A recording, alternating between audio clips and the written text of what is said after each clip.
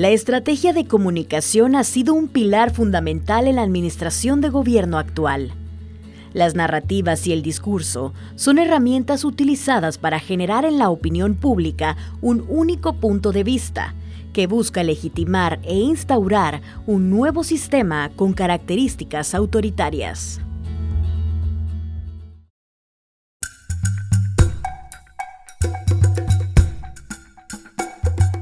En el mundo de la política, la propaganda se ha convertido en una herramienta poderosa e influyente que busca persuadir, manipular y moldear la opinión pública.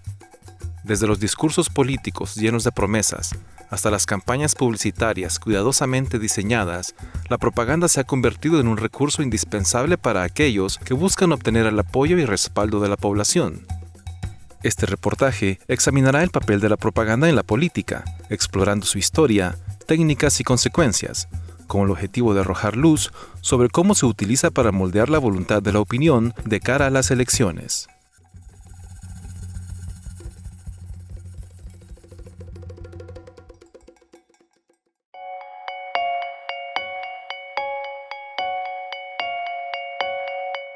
El tema de la propaganda específicamente pues no es nada nuevo, así como muchas estrategias que estamos viendo en la actualidad, porque es prácticamente un modelo que se tiene, ¿verdad? Un modelo para ejecutar determinadas tácticas que tienen un propósito particular.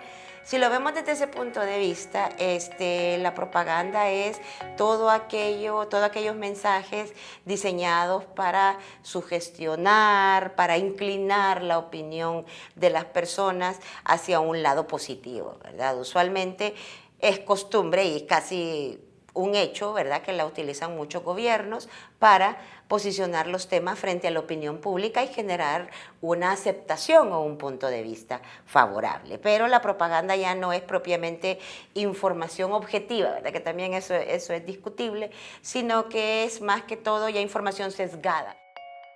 ¿Información o desinformación? La historia de la propaganda está más o menos relacionada también con la historia de la desinformación, ¿verdad? O sea, básicamente el origen se traza hasta los rusos, ¿verdad? Específicamente, o sea, ¿y cuál era el punto? El punto era anular todos aquellos comentarios disidentes frente al sistema y unificar una sola narrativa, ¿verdad? ¿Y cómo se hacía esto?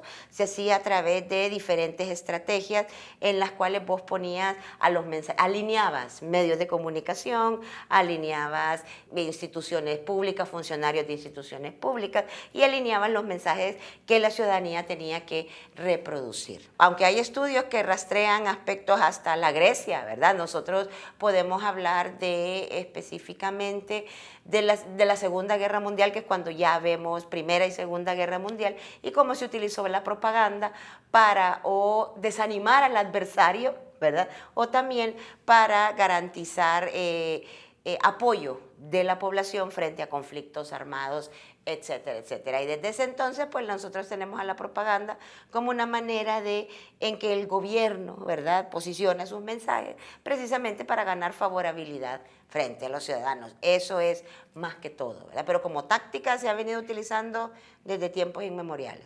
Yo creo que en general nosotros tenemos que entender en términos comunicacionales que si yo estoy en un espacio de poder, cualquier comunicación que yo haga de alguna manera tiene que ver con que yo tengo que quedar bien.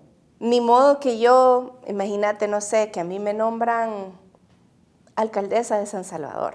Entonces, cuando yo hablo, yo no voy a posicionar algo en contra de lo que yo estoy haciendo. Yo creo que ese es el punto fundamental de partida. ¿Qué quiere decir eso? Que todo lo que nos comunican las figuras que están en el poder tiene que ser leído como un elemento de publicidad, de propaganda, de posicionamiento de lo que ellos están haciendo. El bukelismo. El presidente de El Salvador ha potenciado su imagen de manera notable, convirtiéndose en un político admirado por un alto porcentaje de la población, no solo a nivel nacional, sino también a nivel internacional, según diversas encuestas. Su estrategia de comunicación y uso de las redes sociales ha desempeñado un papel fundamental en su ascenso y popularidad. Nayib Bukele ha sabido aprovechar estas plataformas para establecer un contacto directo con la ciudadanía, presentándose como un líder cercano y accesible. Sus publicaciones en Twitter y Facebook, en las que aborda temas de interés público, comparte logros de su gobierno y responde a las inquietudes de la gente, han generado una conexión emocional con los ciudadanos y han contribuido a su imagen positiva. Además, su estilo fresco y desenfadado que contrasta con la imagen tradicional de los políticos ha resonado especialmente entre los jóvenes y ha ayudado a forjar su reputación como un líder innovador y disruptivo. La estética ha estado muy vinculada al mismo nombre del presidente. Si nosotros pensamos en el logo que tuvo Nayib Bukele cuando se fue a la alcaldía de Nuevo Cuscatlán, si recordás, cambia el logo por una N de Nuevo Cuscatlán. Y esa N va a ser la misma N de Nuevas Ideas, que va a ser la misma N del llamado a votar en 2021, es la N con N de Nayib, ¿no? Entonces, esa N, por ejemplo, es un elemento estético que nos ha perseguido durante muchísimo tiempo, o el color, por ejemplo, el color cian, que es un color que estéticamente él posiciona en la alcaldía de Nuevo Cuscatlán, y que va a continuar utilizando posteriormente en el partido, que va a utilizar, por ejemplo, en los camiones recogedores de basura en la alcaldía de San Salvador, que después va a ser el mismo color del partido de Nuevas Ideas y que de alguna manera también se identifica con el logo de él. Entonces, esos son como elementos estéticos de esa estrategia de comunicación. El presidente no puede cimentar sus mensajes y sus acciones en realidades, sino en aspiraciones. Entonces, algo que mueve bastante el imaginario de la gente es la esperanza. Entonces, él ha sabido empacar mercadológica y comunicacionalmente una esperanza. En ese sentido, no se puede hablar concretamente de la economía o de la vulneración de los derechos humanos o de la situación que se está dando dentro de esferas cercanas al presidente, donde hay claros indicios de corrupción, sino que se tienen que empezar a vender sueños. Bukele también ha implementado políticas populistas que han beneficiado a sectores desfavorecidos, lo que ha contribuido a su apoyo en amplias capas de la población. En resumen, la combinación de una estrategia de comunicación efectiva, el uso hábil de las redes sociales y la implementación de políticas populares han sido clave en el fortalecimiento de la imagen de Nayib Bukele. La plataforma Twitter ha sido clave en el posicionamiento de su imagen.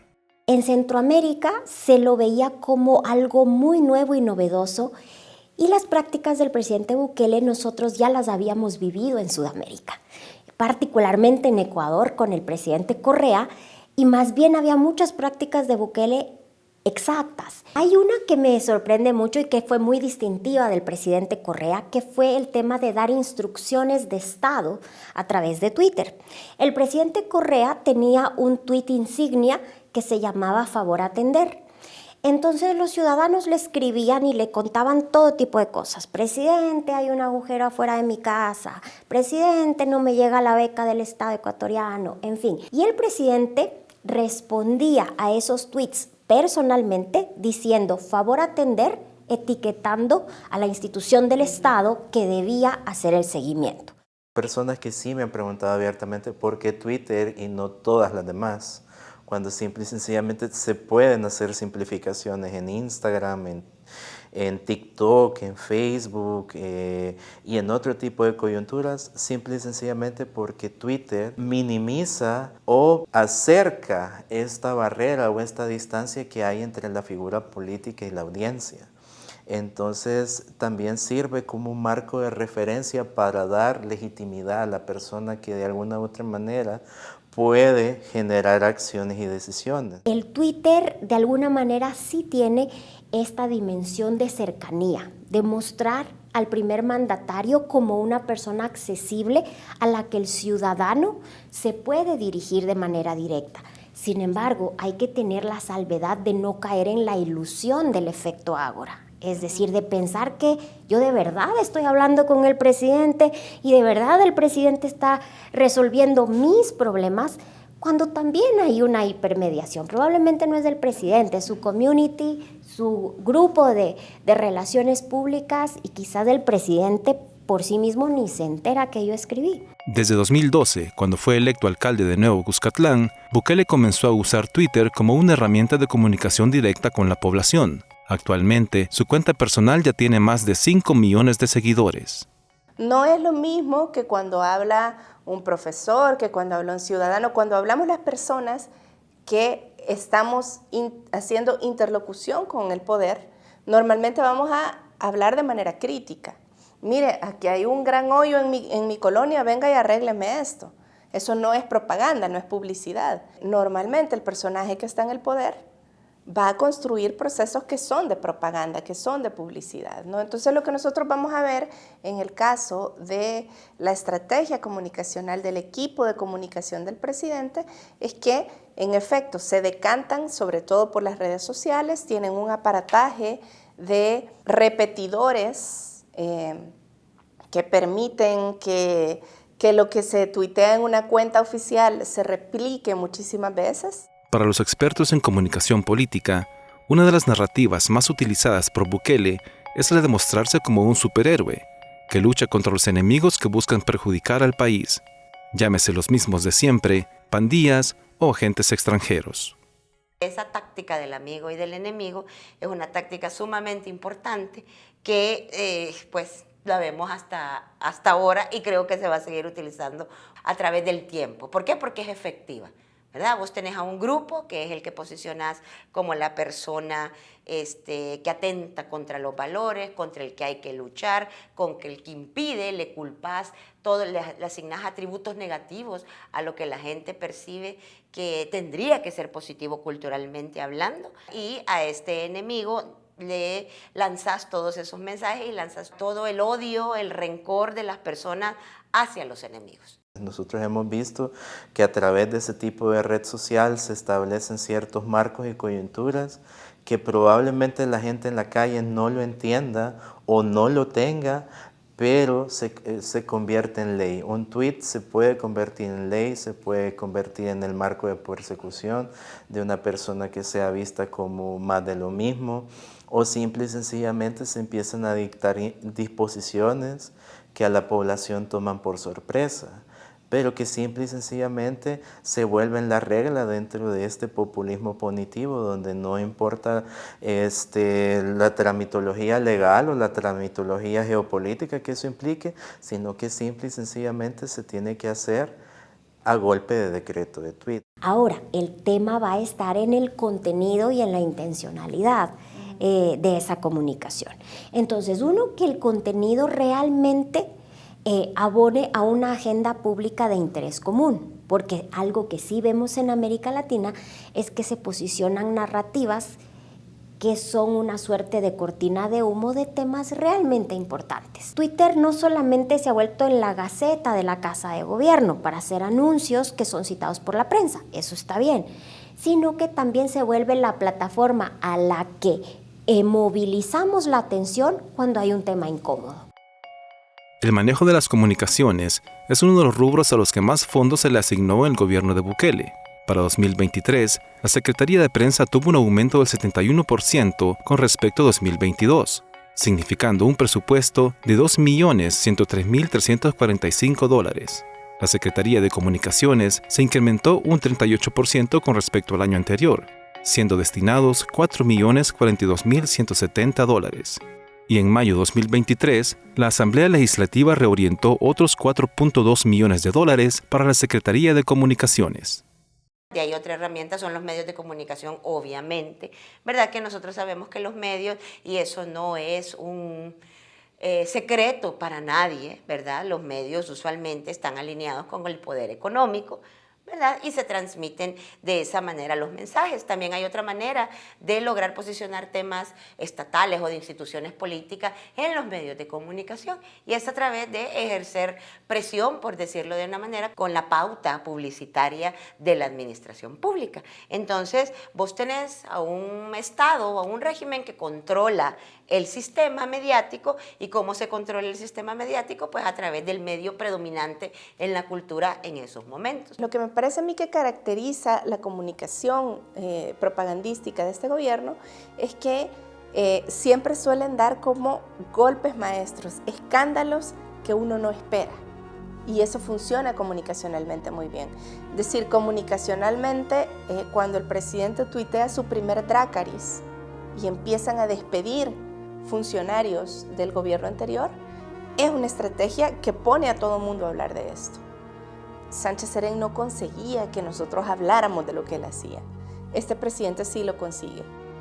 Según analistas, ante el panorama actual de las comunicaciones, donde además de los medios de comunicación tradicionales, existen youtubers, tuiteros, influencers y demás medios, resulta cada vez más difícil identificar la verdad de las noticias en medio de un universo informativo saturado de propaganda pagada por el gobierno y que actualmente emplea este aparataje para reforzar su narrativa de que nadie más que Nayib Bukele puede sacar adelante a este país, con miras a perpetuarse en el poder, tal como lo han hecho otros presidentes latinoamericanos, que han cimentado sus dictaduras en la estrategia de la propaganda y el populismo.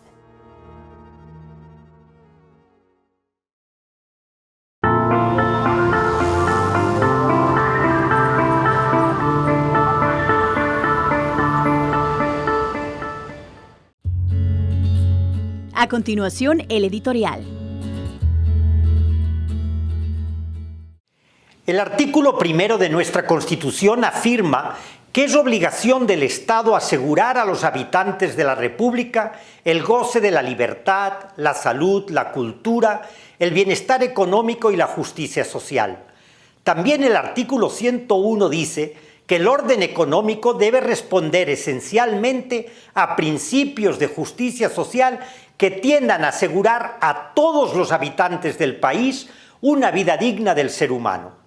Sin embargo, poco se habla de esta obligación que tiene el Estado de asegurar la justicia social para sus ciudadanos.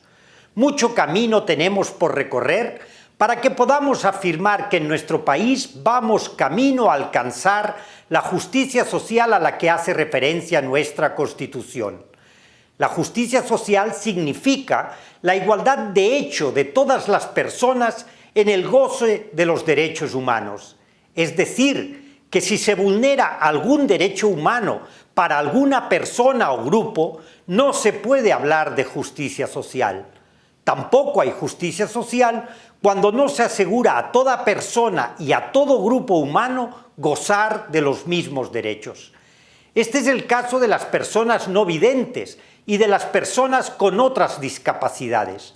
Lamentablemente, estas personas, a pesar que las leyes les dan los mismos derechos que a cualquier persona y promueven su inclusión en el sistema educativo y a nivel laboral, la realidad es otra. Tienen muchas limitaciones para acceder a la educación, lo que condiciona su vida de forma permanente. Otros elementos que muestran la falta de justicia social en nuestro país son el desempleo y los salarios insuficientes para cubrir las necesidades de una familia y permitir una existencia digna del ser humano, o las grandes deficiencias que tienen la educación y la salud públicas que no alcanzan ni de lejos los niveles de calidad de los servicios privados, además de un sistema de previsión social que es excluyente y desigual. Por ello, es necesario que nuestro país siga la recomendación de Naciones Unidas, que propone que la justicia social sea la base para renovar el contrato social entre la población y el gobierno de cada país, y que se haga un esfuerzo por revertir la tendencia al aumento de la pobreza y la desigualdad. Y es que la justicia social es fundamental para el desarrollo inclusivo y para alcanzar los objetivos de desarrollo sostenible señalados en la Agenda 2030.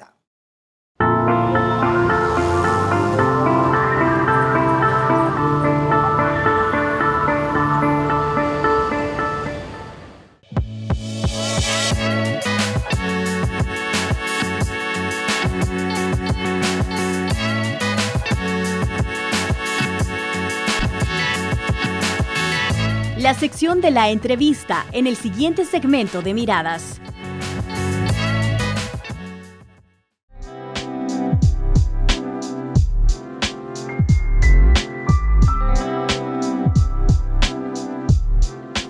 Hola, bienvenidas y bienvenidos a una nueva emisión de su programa Miradas. En esta ocasión, en la sección de la entrevista, tenemos como invitado a Javier Martínez Contreras. Él es director del Centro de Ética Aplicada de la Universidad de Deusto. Javier, bienvenido. Muchas gracias, bien hallados, un placer. En esta oportunidad tenemos como tema central la ética en la investigación científica. Vamos a hablar un poco sobre un tema que poco se habla en nuestro país, pero sumamente importante, Javier. Para comenzar, ¿la ética es sinónimo de moral? ¿Tiene que ver con las leyes? No tiene que ver con ninguna de las dos cosas, me explico. Bueno, no tiene que ver y sí tiene que ver. La ética es un proceso de reflexión sobre cómo nos comportamos y por qué debemos hacerlo así.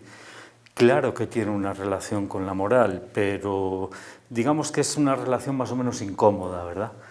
Porque no se trata de asumir, yo suelo poner este ejemplo, cuando le decimos a los niños, así, eso no se dice, eso no se hace, eso no se toca, ¿vale? Esos son normas morales. La pregunta es, ¿y por qué?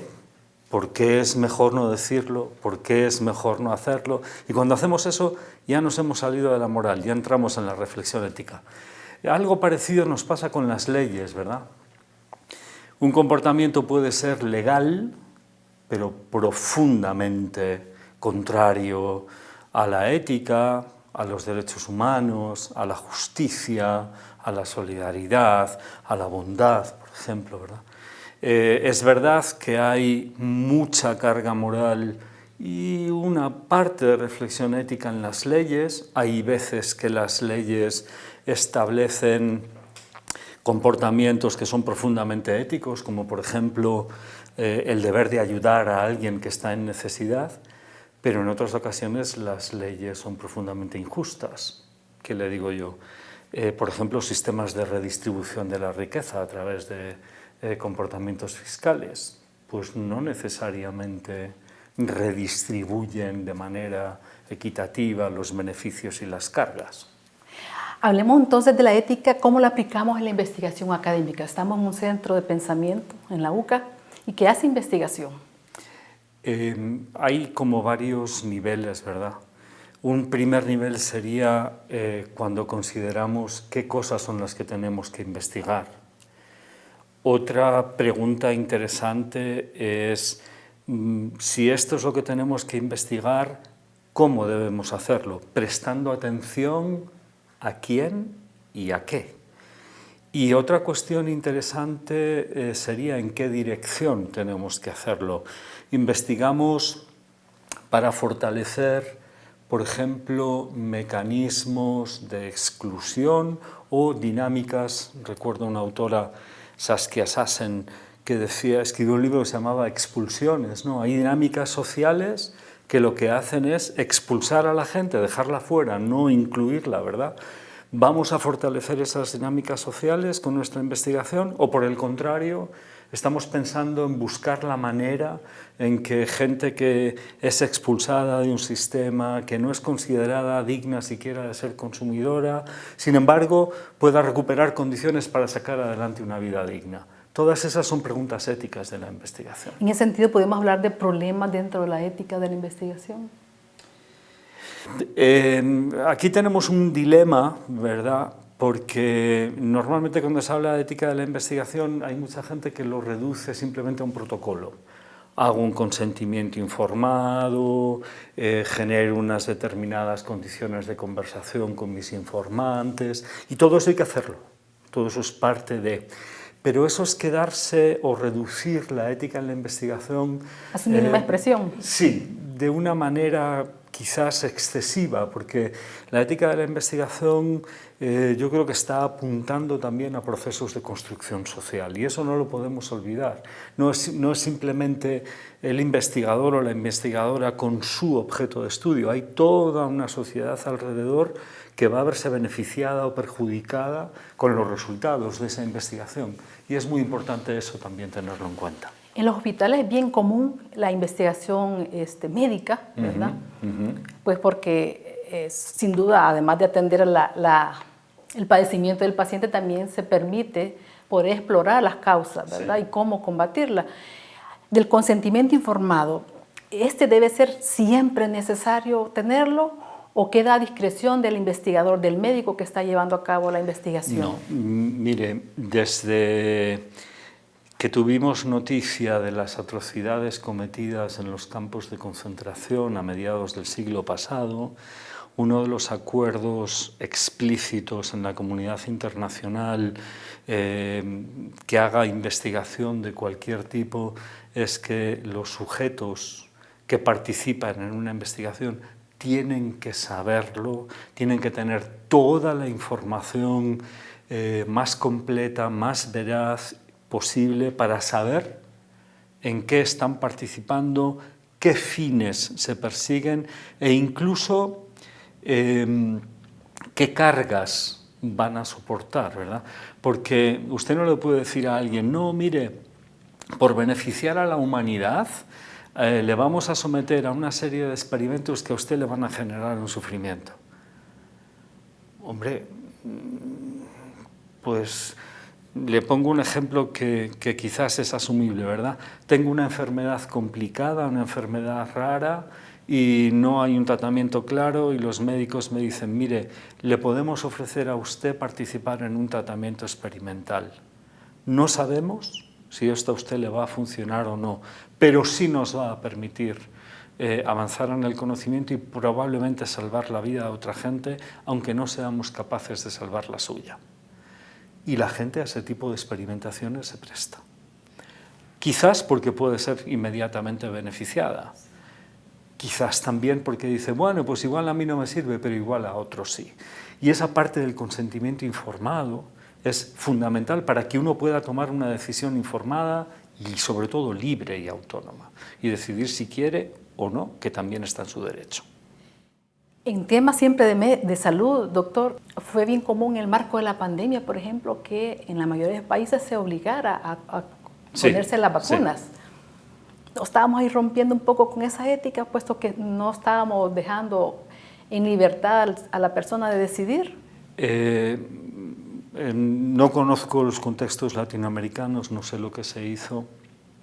En Europa sí hubo una campaña fuerte y un debate público interesante. Hubo gente que decidió no ponerse las vacunas y una gran mayoría de la población, una parte muy importante de la población, decidió ponérsela. Ese debate es un debate complicado, tú no puedes obligar a alguien a hacer algo que no quiera, tampoco en temas de salud, pero en este caso estamos hablando de una situación que en ética se conoce como el dilema del gorrón. No sé si utilizan ustedes aquí ese término. Se lo explico con un ejemplo que yo creo que puede funcionar.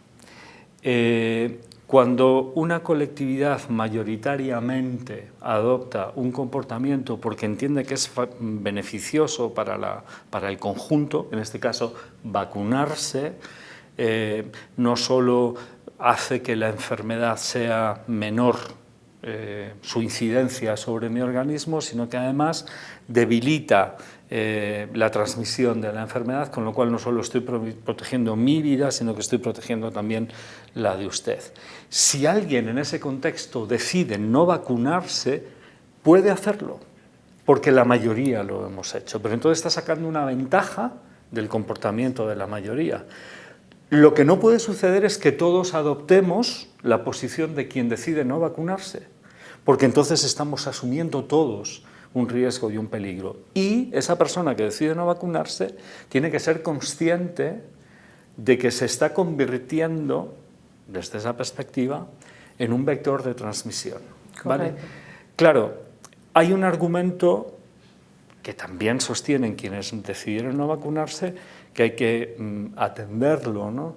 Y es en qué medida es legítimo hacer un negocio tan suculento como el de las vacunas, alimentado con una parte muy importante de financiación pública, utilizando de esa manera una necesidad objetiva y vital, que es protegernos contra algo que nos mata. Es difícil balancear una situación y otra, ¿verdad? Pero ese es un argumento legítimo igualmente, que hay que tener en cuenta. Desde ese punto de vista, ¿qué retos plantea la ética en la investigación de tipo medicina, digamos, en la salud, en la educación? Probablemente en la investigación médica los protocolos han avanzado muchísimo. Yo creo que es el ámbito de investigación donde más claro es lo que se puede y lo que no se puede hacer. Hay una serie de principios que se manejan. Beneficencia obliga al doctor a hacer lo mejor que según su criterio profesional se puede hacer por una persona, y tiene una cara B que llamamos no maleficencia. Sea lo que usted haga, pase lo que pase, usted no puede causar daño alguno. Sobre eso no hay discusión. También tiene usted que respetar la autonomía del paciente. El paciente tiene derecho a renunciar al tratamiento, o a no quererlo así, o a pedirle explicaciones, o como sea, ¿verdad? Y hay otro principio muy interesante que llamamos el principio de justicia, que establece que no hay... Se puede explicar de muchas maneras, pero no hay manera de establecer una discriminación. A este trato, a este no, a este lo trato mejor y le ofrezco este tratamiento, y este tratamiento a este otro paciente pues no se lo ofrezco, pero no porque no esté indicado, ¿verdad?, sino porque a mí me parece que no es...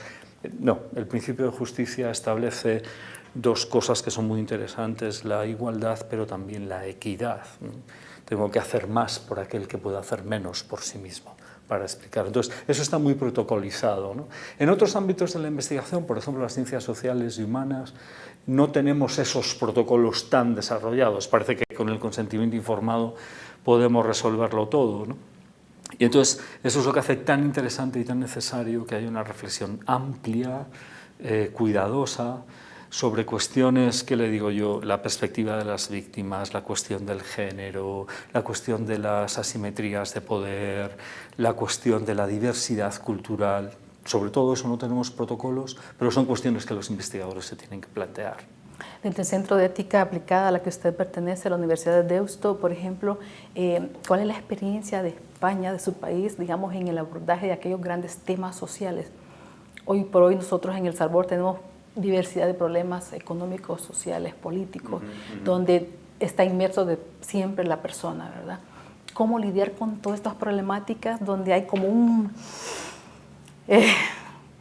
hay límites que se rozan unos con otros, y que dice, bueno, en nombre del interés público, en nombre de la sociedad, en nombre del pueblo, hacemos, y incluso pasando sobre pues condiciones tan esenciales, tan básicas como los derechos elementales de las personas?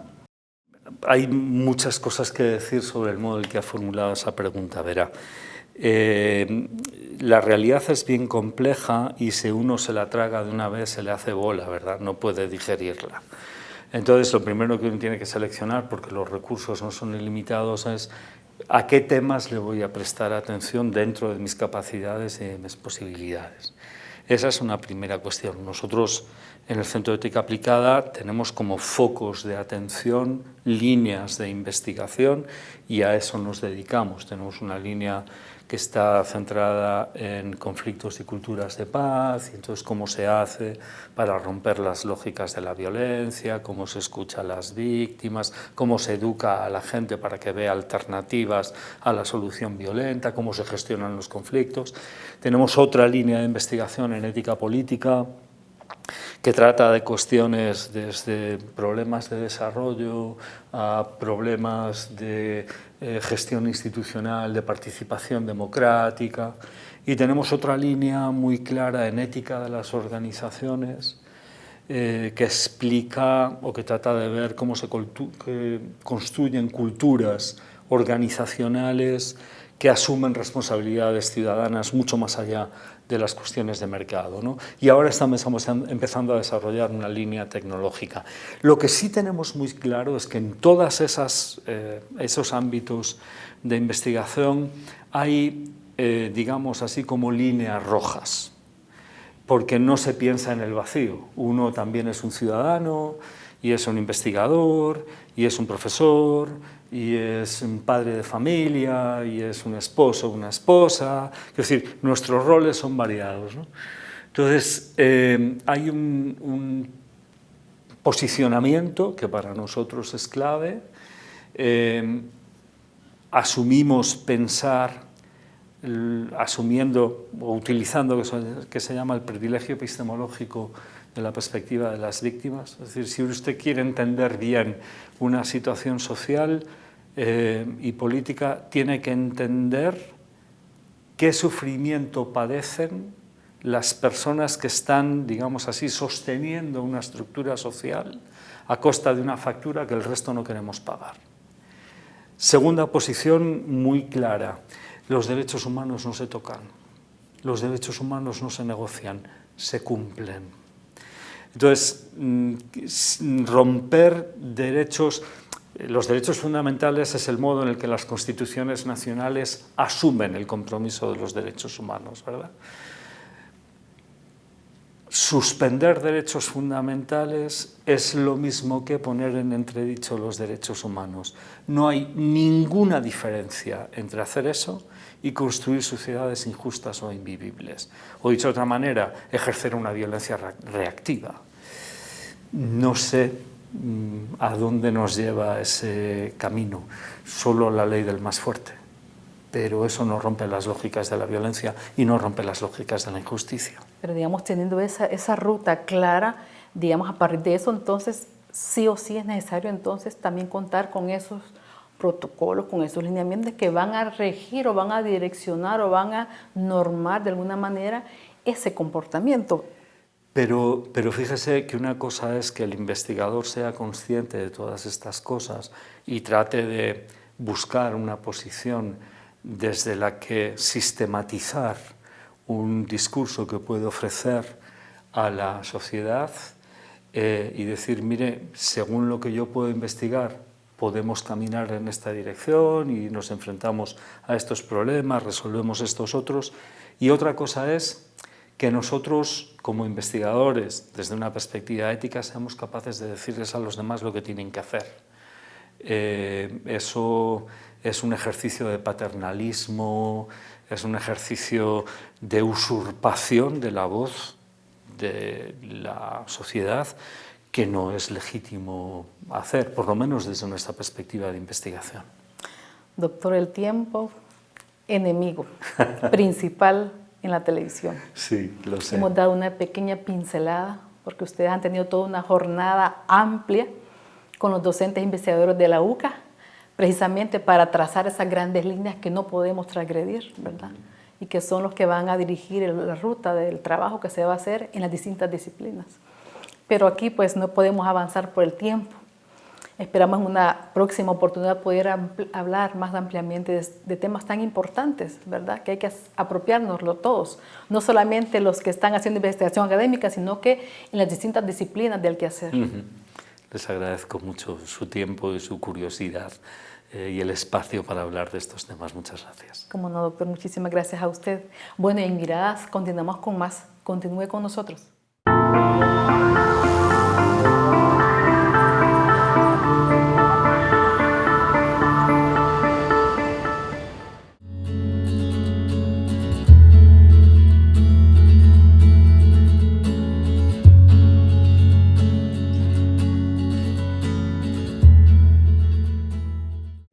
Miembros de la Asociación Nacional de Trabajadores del Campo y de la cooperativa El Pimental se presentaron a las instalaciones del Ministerio del Medio Ambiente a exigir el cumplimiento de un acuerdo con respecto al uso de las tierras que trabajan.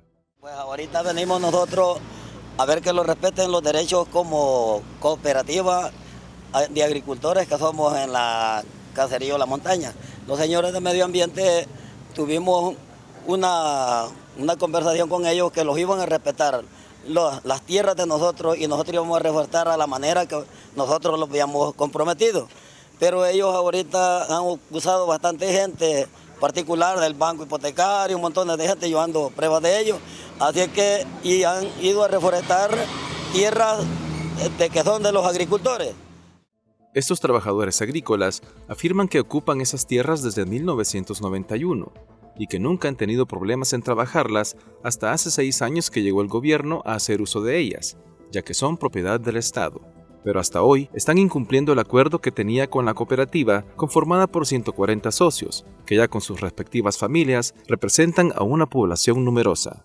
Los árboles que ellos están poniendo ahorita son de palitos de maquiligüe, paraíso, teberinto, palitos así, pues no son árboles frutales que nosotros queremos como cooperativa, porque si vamos a comprometerlos a reforestar las parcelas de nosotros es para tener el beneficio de todos los agricultores, pues dejamos un sector para sembrar el maíz y otro sector para cultivarlo con qué, mango, marañón y coco, para sacar el fruto para la familia.